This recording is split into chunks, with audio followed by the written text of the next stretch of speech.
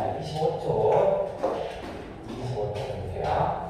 자, 이번 거에 내용적인 거에 어렵다 이런 거보다는 요즘 문제 푸는 되게 단순한 좀 기술 좀 해야 되는데 이건 제시문을 전체 다 읽고 푸는 게 아니야. 그죠? 부분에서 할 수 있는 건 부분에서 했으면 좋겠어. 단락표시 한번 해볼게. 1, 2, 3, 4, 5, 6, 7, 7개의 단락으로 구성되어 있습니다. 총 7개의 단락으로. 자, 그런데 7개의 단락으로 구성되어 있는데 1단락 됐고 2단락 갔어요. 그 다음에 이제 3단락 가시면 자, 그러면 그림에 대한 설명이 3단락에 나오죠. 그림은 문제로 내야 되니까 그림이 당연히 나온 거야. 그럼 뒤로 한번 슬쩍 넘겨봅니다. 그럼 그림에 대한 문제가 20번이 딱 있네. 아, 그럼 세 번째 단락을 읽고 20번을 풀어야 되는 거야. 맞지? 이제 표시잖아. 세 번째 단락 끊고 20번.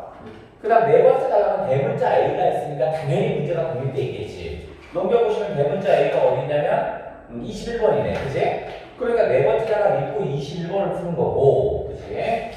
그 다음에 다섯 번째 단락 읽었더니 한슬리크 A라고 나왔죠. 그럼 19번 있네. 그죠? 그러면 다섯 번째 단락 읽고 19번이 풀리는 거고.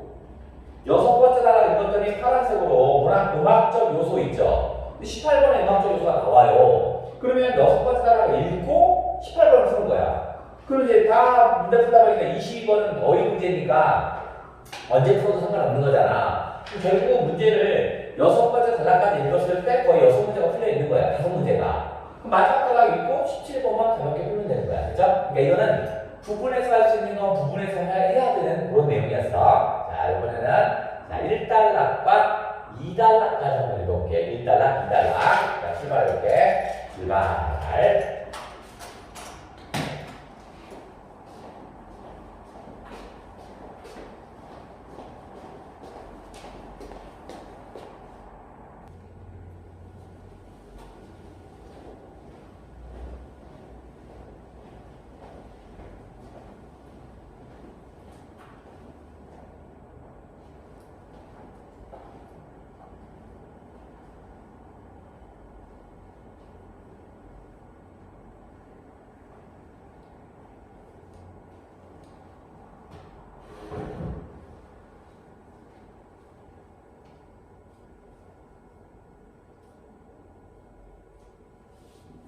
자, 오케이. 첫 번째 단락. 음악은 소리로 이루어졌답니다. 음악은 소리로 이루어졌답니다. 소리로 이루어진 예술. 듣고, 예술이 아름다움을 추구한다면, 그죠? 음악도 예술이니까, 음악은 예술이니까, 뭐야, 아름다움을 추구하겠죠? 됐어. 그렇다면, 아름다운 음악 작품은, 그 다음에 질문했습니다. 일까? 물어봤네. 질문에 대한 답이 글에 실리겠죠? 여기 뭐냐면 듣기 좋은 소리로만 이루어질까? 요게 아마 얘기할 건가 봐. 두 번째 건 다시 뭐냐면 물었죠. 그러면 음악적 아름다움은 그러니까 얘기하는 건 어떻게 구현될지 그거를 설명하는 글이 이건가 봐. 첫 번째 듣기 좋은 소리로만 음악이 구성될까? 그걸 말할 거고요. 두 번째는 그러면 그런 것들이 어떻게 구현되는지 그 두 개를 설명하겠대요. 1번 단락은 그냥 앞으로 어떤 글이 실릴 겁니다 라는 알려주는 거였고요. 자, 두 번째 단락 볼게요. 음악에서 사용하는 소리라고 해도 대부분의 사람들은 피아노 소리가 심벌 소리보다 차이가 들어가면 차이를 정확히 잡는 게 중요합니다. 별거 아닌 것 같지만 여기서도 무조건 시험 문제에 응용이 되는 거야. 그러면 뭐 피아노 소리 요거 심벌즈 소리보다 듣기 좋다고 생각합니다. 듣기 좋다 뭐가 피아노 소리가 훨씬 듣기 좋다는 얘기네. 이쪽 전자를 고르름이랍니다. 그러면 피아노 소리가 고르름이겠군. 후자가 시끄러움이랍니다. 시끄러움이니까 심벌즈가 시끄러운 거고, 고르름은 뭐 계속 설명이네. 주기성을 갖는답니다. 주기성을 갖는 것. 즉 피아노 소리는 주기성을 갖는다는 얘기고, 시끄러운 음은 주기성을 갖지 못한답니다. 정보 계속 주고 있네. 주기성을 갖지 못한답니다. 일반적으로 이런 것들은 일반적이지 않은 게 언제든지 나올 수 있으니까 일단 빗금을 쳐서 주의 한번 해주시고, 음악에서 음이라고 부르는 것은 작은 단어표니까 핵심 제재니까 음이라고 부르는 것은 음은 고르름을 지칭하는구나. 일반적인 음은 고르는, 즉 피아노 소리처럼 듣기 좋은 소리, 주기성을 가진 것을 음이라고 하는구나. 오, 그렇구나. 자, 그 다음에 그럼 피아노 소리 같은 경우는 바로 뭐라고 했어? 이것도 일반적으로 음이라고 볼 수 있겠군. 그 다음에 고르는 음은 주기성을 갖기 때문에 인과관계네. 행운해가 있으니까 인과관계니까 앞에가 원인이지 주기성을 갖는 게 원인입니다. 뭐가? 고르는 음이. 그러니까 주기성을 갖으니까 결과는 어떻게 써? 동일한 파형이 주기적으로 반복되는구나. 주기성이라는 것 자체가 그거니까 동일한 파형이 일정한 주기를 가지고 반복되겠네. 이게 일종의 결과겠네. 이때 같은 파형이 똑같은 파형이 1초에 몇 번 반복되는가를 1초에 이 개념이네. 진동수가 뭐냐면 1초에 몇 번 반복되는가를 진동수라고 하네. 동일한 파형이 1초에 10번 반복하면 진동수가 10 이거죠. 10Hz. 440번 반복하면 뭐 440Hz 뭐 이런 식인가 보겠죠. 진동수가 커진다면 A 할수록 B 한다는 건 비례반비례니까 언제든지 이거는 뭐 어떻게 시험에 나올 수 있어. A 할수록 B 한다. 높이, 즉 음고가 높아진답니다. 그럼 일단 A 할수록 B 한다는 건 비례반비례니까 우리 표시를 하고 가야 돼. 진동수가 커지면 이렇게 비례반비례가 나온다는 거. 높이, 즉 음고가 높아진답니다. 근데 여기서 하나 평가원의 작은 잔기술이 나와요. 평가원의 작은 잔기술이 이런 데 좀 있는데 이게 평가원에서는 작은 잔기술인데 높이가 음고지 똑같은 말이란 말이에요. 높이가 음고가 이런 식이야. 이제 앞으로 설명하는데 높이는 하고 쭉 설명을 해. 정작의 문제는 음고는 어떻게 되냐 이렇게 물어볼 거야. 반대로 음고에 대한 얘기 쭉 했어. 그럼 어떻게 써? 문제는 높이를 이렇게 얘기할 거야. 아주 얍삽한 잔기술이니까 주의해줘. 그러면 진동수가 반대로 비례반비례니까 작아진다면 높이는 작은 거고 음고는 낮아진다는 얘기겠죠. 그죠? 그래서 비례반비례를 표시해놔. 언제든지 시험에 언급되니까. 고르는 중에서 파형이 사인파 음파를 얘는 우리 뭐냐면 다시 단순음이라고 하나 봐요. 파형이 사인파가 단순음이래. 그래, 그러면 일단 뭐 슬쩍 한번 사인파에 대한 얘기를 한번 해볼게. 사인파 별거는 아니지만 뭐 다 아는 거겠지만 이렇게 써볼게. 자, 이렇게 간다고 쳐보자 이거야. 자, 그래서 이거는 여기를 우리가 여기서부터 여기 요 높이죠. 여기를 뭐라고 하냐면 여기를 진폭이라고 합니다. 진폭 여기를 설명을 하겠지만 그 다음에 여기서부터 그러니까 그 위 꼭대기부터 꼭대기 여기가 파장이겠죠. 꼭대기 또는 여기서부터 여기 끝에 이 지점이 파장이겠지. 그 다음에 요 놈은 어떻게 하냐면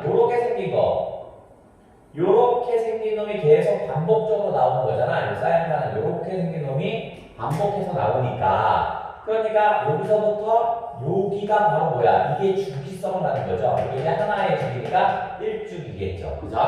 그 다음에 뭐 요게 뒤로 오면 다시 이렇게 오면 2주기가 되겠죠? 자, 이렇게 오면 여기가 2주기겠죠. 그죠? 요 얘기에 요거는 뭐 사인파니까 대충 알아봐 주시고 저는 이게 나와나는 거죠. 다음 사인파의 진폭이 커질수록 비례반비례겠죠. 진폭이 커지니까 여기가 커질수록 단순음은 소리의 세기가 커진답니다. 그럼 비례반비례니까 표시하고 가야 돼. 진폭이 커진다면 소리의 세기가 커진다. 진폭이 작아질수록 소리의 세기는 작다. 이런 얘기겠네. 대부분의 악기에서 나오는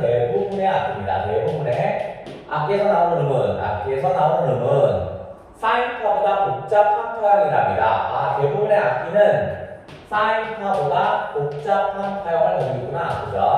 그러니까 소리가 단순하게 사인파 하나만 있는 게 아닌가 봐. 그럼 어떤데?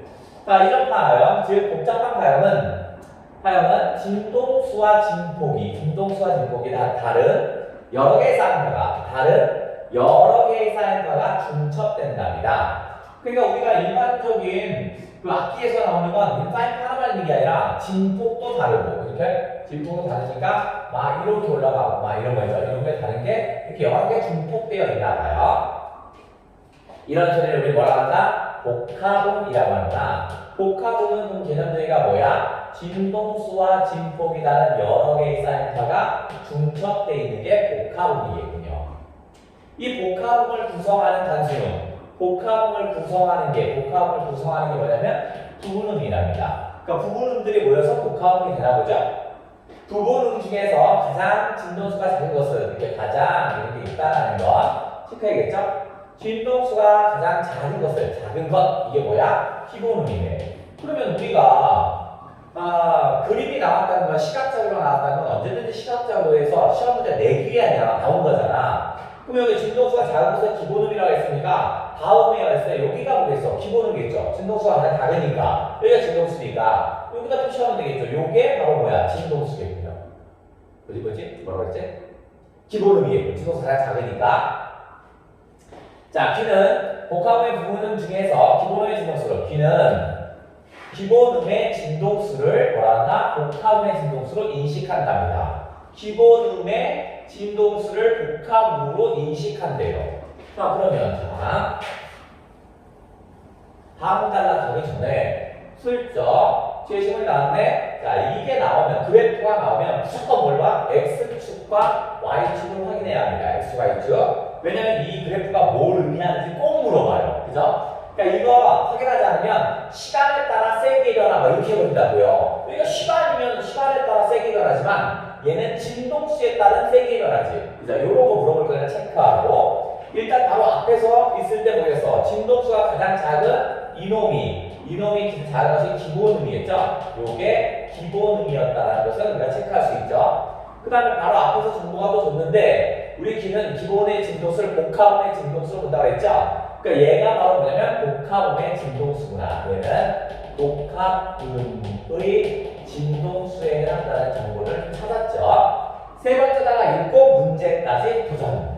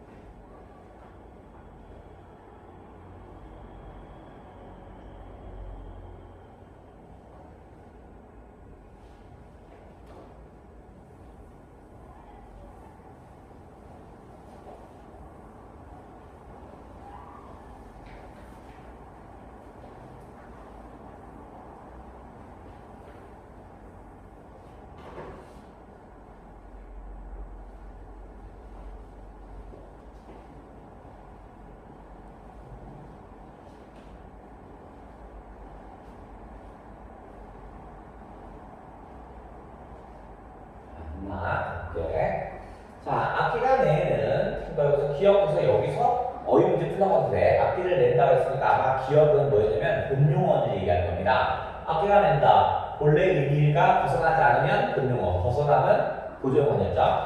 악기가 내는 소리의 식별가능한 독특성이 음색이니까 음색의 개념이네. 음색이라는 건 뭐냐면 식별 가능한 독특성이네. 독특성을 음색이라고 하잖아. 음색의 개념적이네. 그러면 이 음색은 부분으로 구성된 복합음의 구조, 즉 부분의 복합음의 구조에 따라서 뭐가 나와? 음색이 나타나나 봐요. 즉 개수가 똑같은 말이죠. 부분음들의 진동수와 상대적 세기에 의해 결정됩니다. 뭐뭐에 의해 결정되니까 인과관계니까 상대적 세기 때문에 결정되는 거겠죠. 그죠? 그러니까 요게 부분음들의 진동수와 상대적인 세기 이게 일종의 원인일 테고 그래서 결과적으로 어떻게 해서 바로 음색이 결정된다는 얘기야. 그러면 음색은 뭐야? 여기서 얘기했잖아. 진동수와 X축 진동수와 Y축 세기에 따라서 음색이 달라지는 거죠. 그러니까 여기가 달라질 때마다 독특성이 달라지나 봐. 그니 현악기나 단악기에서 이런 식이야. 현악기나 단악기에서 이렇게 얘기했죠. 근데 우리 앞에서 뭐야? 피아노 심벌즈 얘기했죠. 그죠? 피아노 심벌즈. 피아노는 고르는 듣기 좋은 거, 심벌즈 시끄러운 소리 이거야. 여기에서 발생하는 고르는 그럼 이게 피아노 같은 거구나 라고 생각하시면 돼. 피아노. 기본음의 진동수 요거죠. 요게 기본음의 진동수가 요거죠. 정수배의 진동수를 갖는 것으로 이용됐대요. 이거의 정수배의 진동수를 갖는 부분음들로 이루어졌답니다. 있지만, 맞죠? 자, 왜냐면 기본음이 110Hz잖아. 여기에 곱하기 2, 220, 곱하기 3, 곱하기 4, 곱하기 5, 맞네. 그죠? 청수배잖아. 1, 2, 3, 4, 5, 청수배. 하지만 타악기 소리는, 비교하려면 이 자식 봐라. 현악기나 반악기, 현악기와 반악기, 요거와 타악기죠. 이게 이제 심벌즈 얘기하라고. 앞에, 맨 앞에서. 심벌즈라는 말을 써도 될 텐데, 이걸 슬쩍 바꿔내는 식이에요. 타악기는 부분의 진동수가 기본의 진동수의 정수배를, 그죠? 정수배를 이루지 못하고 있는 거겠지. 그죠? 그러면 정수배를 이루지 못하면 여기가 뭐 110, 여기가 325, 이런 식으로. 그래서 정수배가 안 되겠죠. 이거는 정수배잖아, 이거잖아. 그럼 여기 하나 빠진다든가 이러면. 이러한 소리의 특성을 시각적으로 보여줬답니다. 소리의 특성을 시각적으로 보여주는 게 바로 소리 스펙트럼입니다. 그러니까 이게 소리 스펙트럼인가 보네. 복합음을 구성하는 단순음들의 세기를 진동수에 따라 그래프로 나타났답니다. 이거는 그래프로 표현했는데 어떻게 했어? 이렇게 따라 했으니까 어떻게? 단순음의 성분의 세기를 진동수에 따라 단순음의 세기를 진동수에 따라 표현했네. 고른음의 스펙트럼은 그림처럼 일정한 간격으로 늘어선 막대들로 나타납니다. 고른음의 스펙트럼은요. 그런데 고른음의 스펙트럼은 일정한 간격으로 나타나는 거 우리 알 수 있었어. 아까 뭐라고 했냐면 얘네들은 뭐냐면 이렇게 기본음의 진동수에 정수배의 진동수를 갖는 부분들로 이루어졌다고 했잖아. 그러니까 일정한 간격으로 늘어진다는 게 여기 있었죠. 그죠? 이미 설명했어요. 기본음의 진동수의 정수배를 갖는다고 했으니까 일정한 간격으로 됐을 거고, 반면에 시끄러운 음은 그러면 고른음과 시끄러운 음이네. 그가 비교는 지금 여기는 고른음 요거와 시끄러운 음은 반면에 시끄러운 음은 소리 스펙트럼에서 막대 간격이 일정하지 않겠죠. 왜 일정하지 않다는 거 우리가 알 수 있냐면 여기잖아. 기본음의 진동수의 정수배를 이루지 못한다고 그랬으니까 일정하지 않은 건 이렇게만 알 수 있는 거지. 그니 이미 다 설명이 된 거였어. 자, 그러면 이제 문제로 한번 가보자.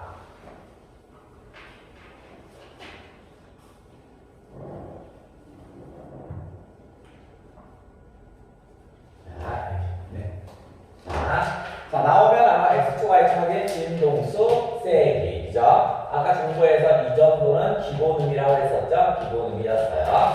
자, 그러면 그림의 심벌즈는요. 1, 2, 3, 4 곱하기 1, 곱하기 2, 곱하기 3, 곱하기 3 정수배이죠. 그죠? 정수배니까 심벌즈가 아니겠죠? 그죠? 심벌즈가 아니겠고 피아노겠죠. 굳이 저걸 쓰고 싶으면 피아노 같은 거겠지. 그림에 표현된 복합음의 진동수. 우리 귀는 기본음을 복합음의 진동수로 인식한다고 했지. 그러니까 550Hz가 아니라 110Hz겠죠. 우리 귀는 기본음을 복합음의 진동수로 인식한다고 했으니까. 그림에서 표현된 소리의 부분음 중 기본음의 세기가 가장 큽니다. 그죠? 여기가 세기가 여기니까 이쪽 Y축이 세기니까 그렇죠. 가장 높네. 그러니까 정답이죠. 맞지? 자, 근데 이렇게 X축, Y축을 표시하지 않으면 이런 거에 실수합니다. 시간의 경과에 따른 이건 시간의 관계는 X축이 여기가 시간이 문제죠. 시간. 그죠? 그러니까 X축, Y축 확인해야 이딴 거 실수 안 한다고요. 그죠? X축은 진동수지 시간의 경과가 아니죠. 얘는 진동수였습니다. X축은 진동수였어.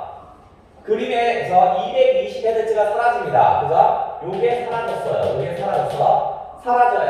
해당하는 막대가 사라져도 음색은 변하지 않는다? 아니죠. 요것들에 의해서 음색은 변하는 거죠. 그죠? 변하지 않는다가 아니겠구나. 그러면 이제 다음 달락을 볼게요. 자, 다음 달락에서는 뭐냐면 대문자 A로 묶여 있으니까 당연히 이놈을 읽고 21번을 풀러가야 합니다. 자, 출발해 볼게요. 대문자 A 읽고 21번 풀기.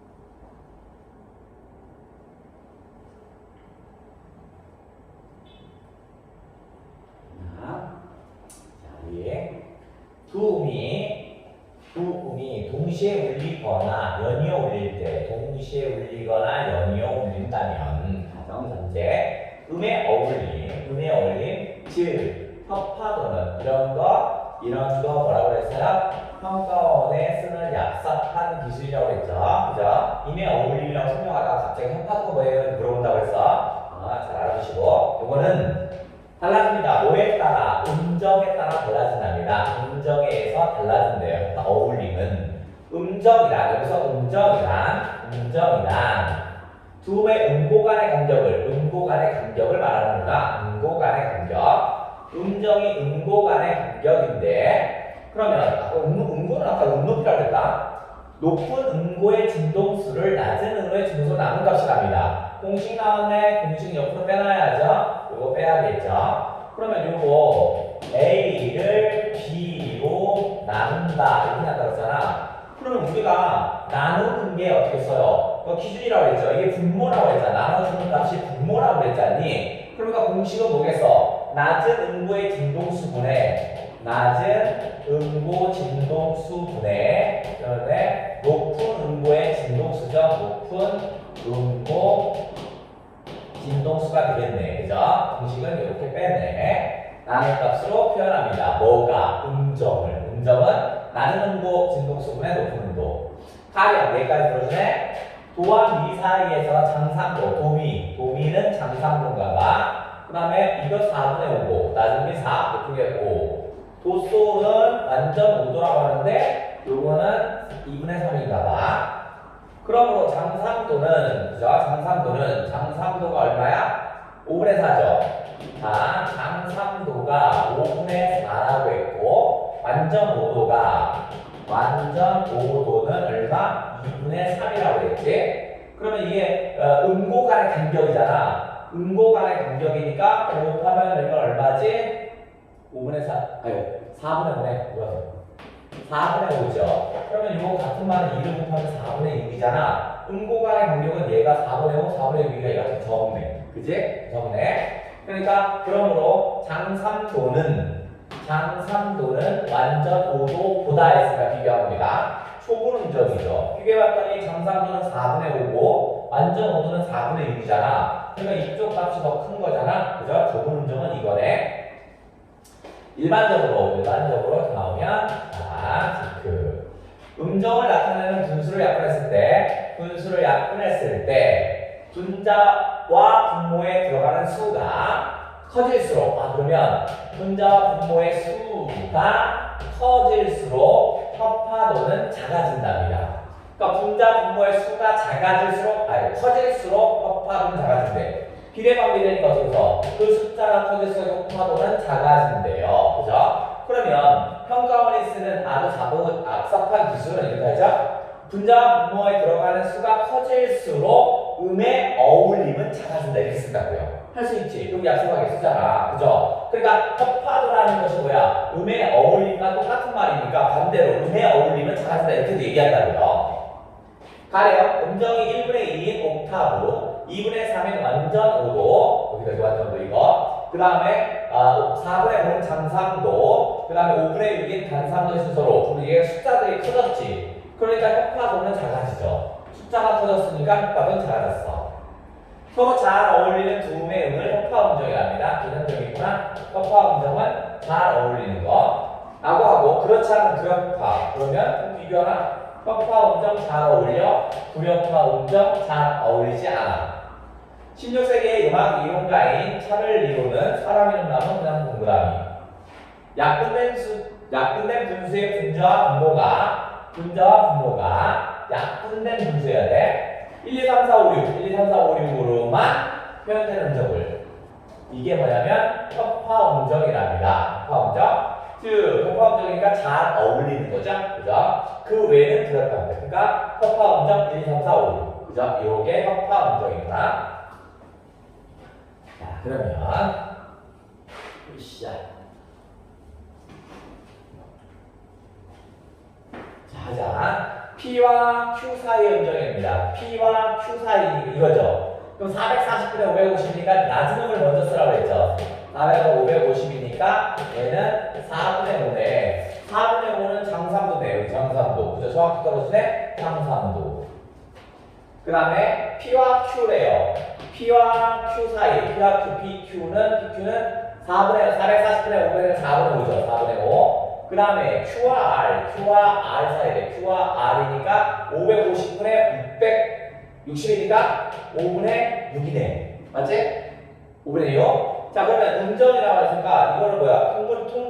통분해야겠구나? 그럼 얘는 얼마야? 얘는 20분의 5 곱하기 25. 얘는 얼마야? 20분의 24네? 그러니까 이게 더 좁은 거죠. 그죠? 그러면은 뭐야? 틀렸네? 자, 이쪽에다 보니까 얘가 더 좁은 거니까.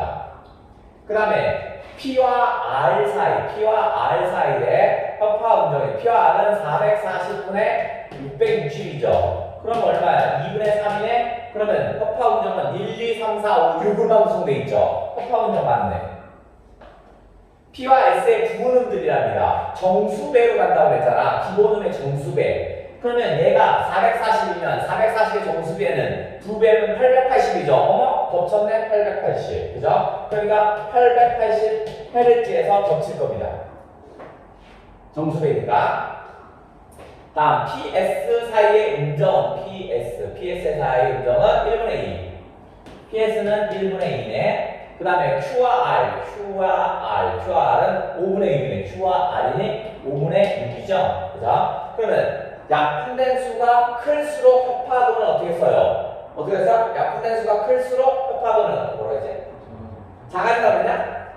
여기 있어.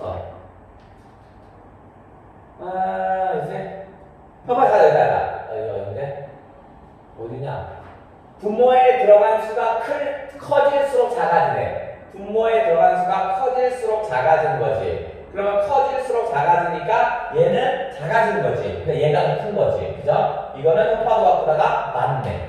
맞지? 커질수록 작아지니까 이게 더 큰 거잖아. 자, 그 다음. 그래서 답은 2번이 되었고. 자, 그 다음 달라 봅니다. 그 다음 달라 보면 한슬리크가 나옵니다. 그러니까 한슬리크에 해당되는 문제를 풀어야겠죠? 5번째 단락 읽고 19번을 풉니다. 자, 출발. 5번째 단락 읽고 19번 풀기.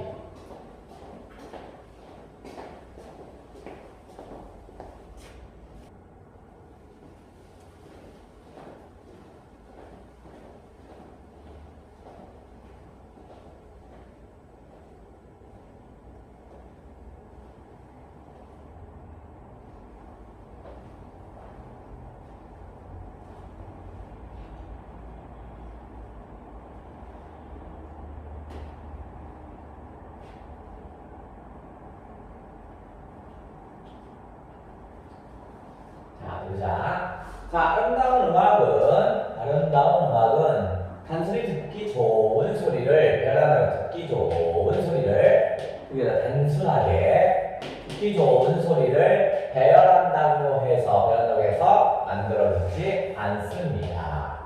음악은 어떻게 해야 돼? 그럼 다양한 음이 조직적으로 연결되고 구성되어야 합니다. 조직적 연결, 구성되어야 되고요. 음의 매체인 음악의 소리가 시간의 진행 속에서 구체화된 것입니다. 19세기 음악평론가 한스리크에 의하면 사람 나오면 동사를 치는 거고 뭐뭐에 따르면 이거는 이건 역시 견해 주장을 의미합니다. 견해 주장. 한스리크의 주장은 이거죠. 시험 문제가 나왔으니까 한스리크의 견해 주장 시험 문제 냈다는 얘기 아니야 지금. 뭐뭐에 따르면 일단 좀 딱 쳐놨으니까 그럼 한스리크의 견해를 찾아야 합니다. 시험 문제는 음악의 독자적 아름다움은 음들이 울리면서 움직이는 형식에서 드러나요. 여기에서 비롯됩니다. 즉 한스리크의 포인트는 바로 뭐냐면 바로 형식에서 비롯되는 게 포인트인가 봐. 음악을 구성하는 음악적 재료들이 움직이며 만들어내는 형식 그 자체를 다룬답니다. 그러면 한스리크는 어떻게 써? 얘는 형식 그 자체 얘를 말하나 봐. 그 아름다움이라는 건 뭐냐면 형식에서 찾나 봐. 그 한스리크는 아름다움은 오직 형식에서 찾나 봐. 따라서 정리하면 그럼 뭘 정리하는데 지금 얘기했던 이 한스리크의 견해를 정리한 걸 한다면 음악의 가치는요. 음악이 환기하는 기쁨이나 슬픔과 같은 슬픔 같은 특정한 감정이나 정서에서 찾으면 안 된답니다. 특정한 감정이나 정서에서 찾아서는 안 된답니다. 그러면 뭐라는 거야 이건? 형식이 중요한 거지 감정이나 정서에서 찾으면 안 되지. 그래? 좋았어. 그러면 한스리크의 견해를 우리가 찾았어요. 아름다운 음악이라는 건 음악이 가치 있다는 건 오직 형식에 따른 것이지 특정한 감정이나 정서에서 따지면 안 돼요. 이런 얘기지?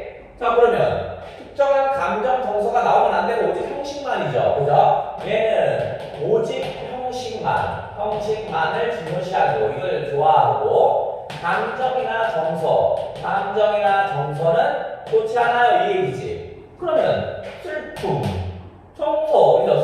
감정 정서죠. 청아하다, 정서죠. 그죠? 그 다음에 불안하다, 정서죠. 그죠?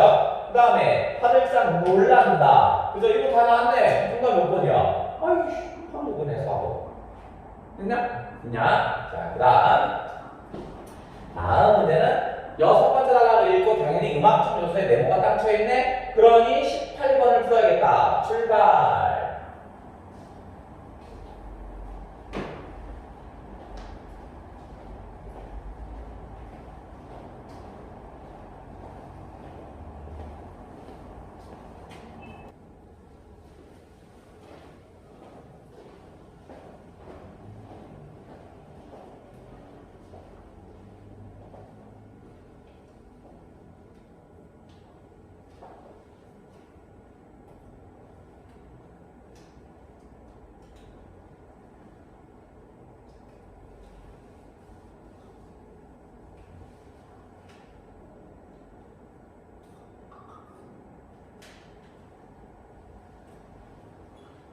그러니까 자 음악에는 다양한 음악적 요소들이 내어졌습니다. 음악적 요소들이 사용됩니다. 여기에는 구성 요소가 나왔으면 그 자체는 시험문제 안 나온다 그래서 리듬, 가락, 화성, 샘열림, 음색 등이 있답니다. 하지만 구성 요소 자체는 시험에 안 나오지만 각각의 기능과 역할을 하면 그때는 시험문제야. 리듬, 아싸 이게 시험에 나왔다는 얘기네. 리듬에 대한 정보를 찾아야겠죠. 음고 없이 아까 음고는 뭐야? 음도표라고 했잖아, 그지? 음고가 없고 소리의 장난이나 강약이 반복될 때 나타나는 규칙적인 소리의 흐름이랍니다. 이걸 리듬이래요.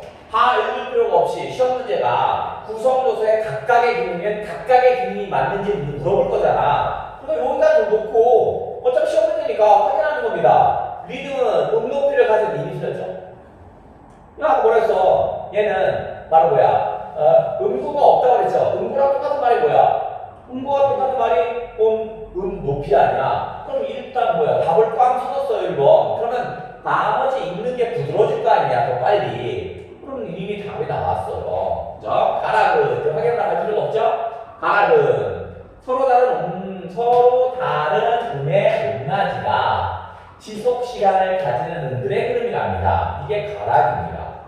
그럼 화성은 만약에 답이 안 나왔을 땐 가락 체크하고 뒤쪽으로 넘어가서 가락을 체크해봐야겠죠. 가락은 뭐냐면 음 높이가 지속 시간 나가서 똑같이, 그죠? 그러니까 넘어가겠지. 자, 그 다음에 화성은 일정한 법칙에 따라 일정한 법칙 때문에 여러 가지 음이 동시에 울려 생기는 화음과 그다음 동시에 울려서 생기는 화음과 또 다른 화음이 이것이 시간적으로 연결된 흐름이 돼. 그러면 만약에 답이 아직 안 나왔다면 화성을 체크하러 가는 거야. 화성은 화음과 또 다른 음이 연결된 흐름 나왔잖아. 자, 다음 뭐야? 샘여림은 음악에 나타나는 크고 작은 소리의 색이며, 샘여림이 만약에 여기까지 읽었는데 답이 안 나왔으면 또 확인하러 가는 거야. 샘여림은 크고 작은 음악의 소리라며, 샘여림은 소리의 색이 맞네. 다시 음색은 바이올린, 플루트 등 선택된 서로 다른 악기가 만들어내는 식별 가능한 소리의 특색이랍니다. 그러면 마지막에 답이 안 나왔다면 음색은 어떻게 써? 식별 가능한 소리의 특색. 똑같이 나왔잖아. 그죠? 그러면 이거 답도 짱 틀렸습니다. 아까 평가원은 똑같은 말이 나오면 거기서 계속 음고 설명하다가 선택지에서 어떻게 써? 그거 똑같은 말이 높이로 슬쩍 바꿔놓는 이런 아주 장기술이 나왔다고 했죠. 그죠? 장기술이니까 이거 그렇구나라고 하면서 웃어주면 될 것 같아요. 자, 마지막 단락 읽고 이제 17번 마지막 문제 나왔네요. 출발!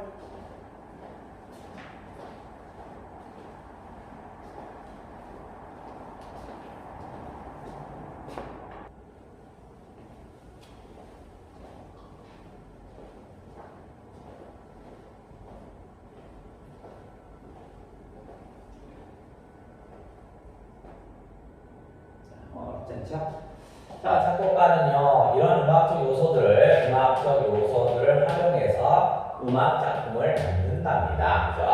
어떤 음악장에서 자주 반복되거나 변형되면서 등장한 소재인 가락이라는 제목은요.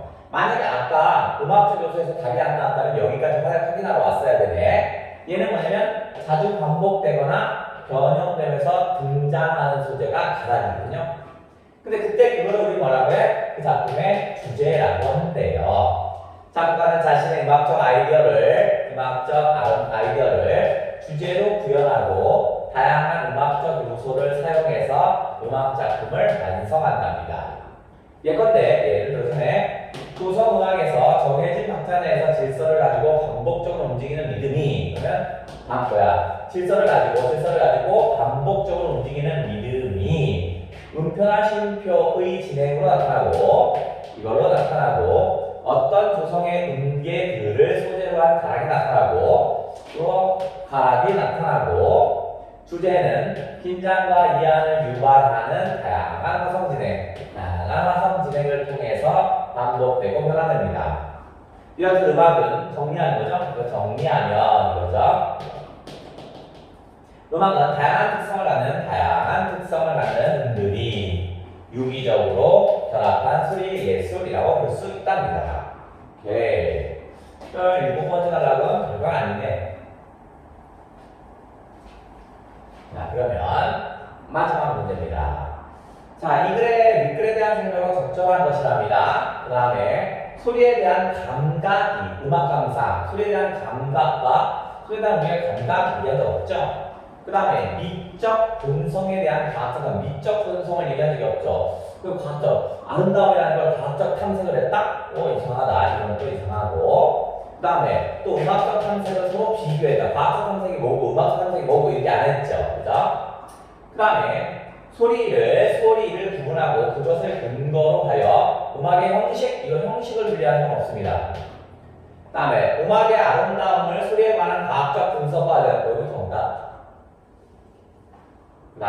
듣기 좋은 소리가 그렇지 않은 소리가 음악에서 하는 역할을 분석하고 있다. 듣기 좋은 소리와 뭐다 이렇게 했는데 그것이 어떤 역할을 하는지 이거까지 분석까지 나오진 않습니다. 다음은 마지막 문제.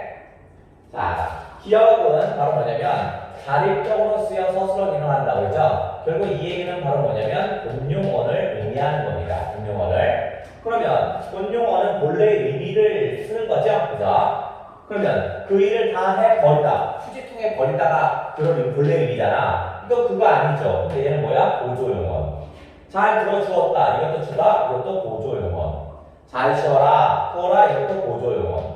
구해서 오는 거죠. 그러니까 얘가 본용어이죠. 그죠? 자, 본용어니까 정답은 4번이네요. 금방에 끝났네. 그래서 이 문제는 부분에서 할 수 있는 건 부분에서 해결하는 그게 가장 중요한 핵심 포인트였다.